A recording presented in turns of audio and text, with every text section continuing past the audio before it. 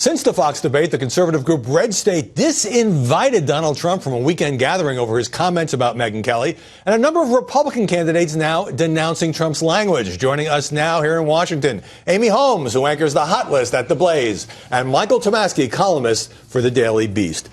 Amy, after the debate, Trump went on Twitter, as he is famous for doing, and started to say things about Megyn Kelly, like that she was angry. And then, in an interview with CNN's Don Lemon that took place shortly after I had a chance to sit down with Megyn Kelly, he said this.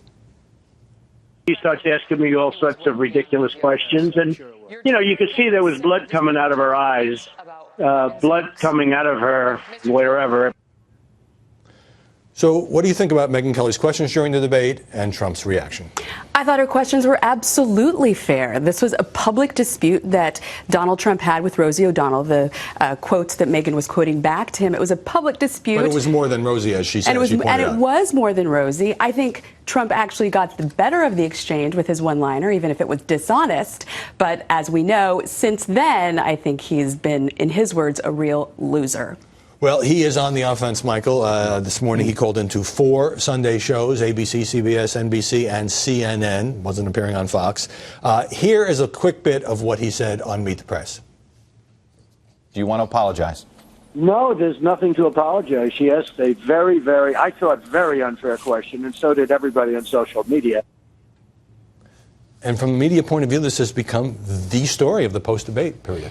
Well, it is, for obvious reasons. Of course it's the story. And he's on the hot seat now, and he's going to start getting raked over the coals by the conservative media, not just the mainstream media or the liberal media, by the conservative media. We've already seen it start to happen. Eric Erickson is a very good example of that. I'll be interested to hear over the next few days what the talk radio hosts have to say about Trump. I think Limbaugh and others have kind of been promoting his candidacy. Be interesting to see if they do any walking back. That'll be an interesting media story in the coming week. Eric Erickson, by the way, who disinvited Trump, is also a Fox News contributor, and he himself has said controversial things in the past and has apologized for them. Trump going on the offense against him, calling him a total loser. So now you have this stage of the campaign where some of the other Republican candidates have been reluctant to take on the Donald, Carly Fiorina, Jeb Bush, Lindsey Graham, and others, Mike Huckabee defending Megyn Kelly, going after Trump's comments about the host of the Kelly file. And so my question to you is this a one-day story, or is this potentially something more serious? Well, Donald Trump always has the capacity to say yet another vulgar, ridiculous thing. He makes Butthead and Beavis look like models of maturity and all of this. You don't sound like a Trump fan. Certainly not a fan of his commentary and his post-debate commentary about Miss Kelly. I think in terms of this story, it's not going to last that much longer. But, you know, Trump, he loves to tweet, as we know. Chuck Todd on NBC pushed back against Donald Trump, saying that even if you by the explanation that he was just talking about blood from the eyes and he meant to say nose next. And by the way, Trump says, I'm not sure if we heard it there, that anybody who thinks he was referring to any other part is a deviant. Right. That even if you just take that Chuck Todd said it was a demeaning comment, and that he's talked about women's looks before, and he's even talked about people like Chuck Todd and his looks. Trump loves to make it personal, but the people who like Donald Trump and who don't like the media and don't like the political establishment, they cheer when he takes on these big shots. They do, but, you know, is that going to continue into this week? I think that's going to be one of the big questions, because as I said a moment ago, now the conservative media, some conservative media stars are going to start to turn on Trump and going to start to hit him harder. And I think some of the Republican candidates are going to start to hit, only some, not all, because they want his votes when he goes. You know, Jeb Bush I don't expect to hit hard, but others will hit hard. So, you know, the question is going to be, I think this will be an ongoing story, and the question is going to be how Trump handles this over the course of the next week. Okay, let's pull back and look at the Fox debate itself. Some people on your side, Amy, conservative commentators criticizing the Fox anchors and their questions. What do you make of that?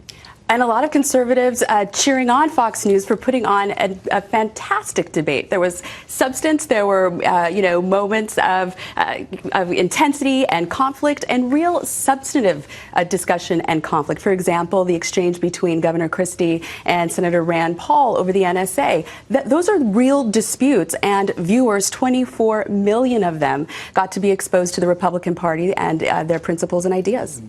And nobody expected that kind of audience. You write in the Daily Beast the questions were surprisingly tough. Why surprisingly?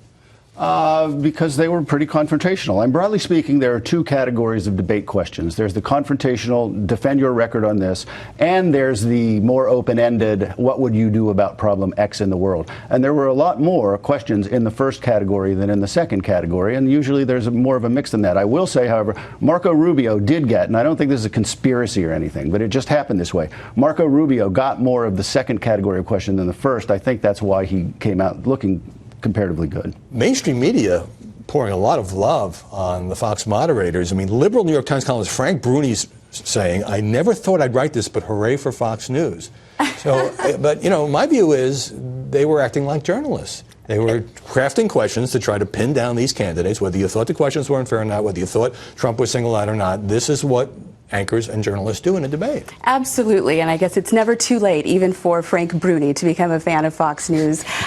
These are the types of questions, the toughness, the directness, that conservatives wish the mainstream media would direct towards liberals. So we'll see how the future debates shake out. A half dozen debates announced on the Democratic side, and we'll see if people have a different view of it if similarly tough questions are posed to Hillary and the people running against her. Michael Tomasky, Amy Holmes, thanks very much for stopping by this Sunday. Next on